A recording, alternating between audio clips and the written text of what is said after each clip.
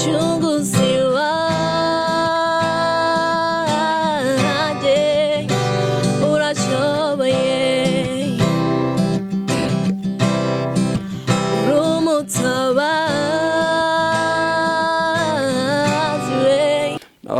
Abantu babigeme barakunda kubona yuko umenga ntibashoboye nk'ivyo abantu b'abapapa boshobora canke abahungu.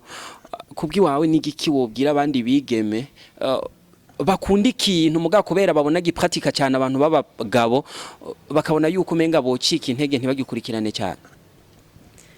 Kirahari cyambe na mbere no kubabwira nuko twebwe abakobwa mu mitwe yacu twibagiye ko abahungu ari byo yuko nibo bashoboye byose. Ariko tutazi yuko ari ingabire z'Imana yabahaye natwebwe yaziduhaye.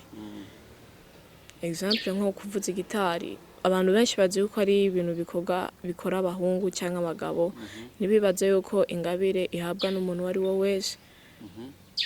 Novuga yuko nuko bashishikara, ndabizi ko bashobora guhura n'ingorane nyinshi, swate ibintu by'amajambo bakagirana nayo majaluzi, ariko nimba ivy'ukuri ari ingabire y'Imana yaguhaye, nta mwanya wo kwitisha umwanya uri kuvuga ati iyi ngabire si iyi ni y'abagabo. Oya, ari iwawe by'ukuri ukwiye guhaguruka ukayikorera uko ari iwawe.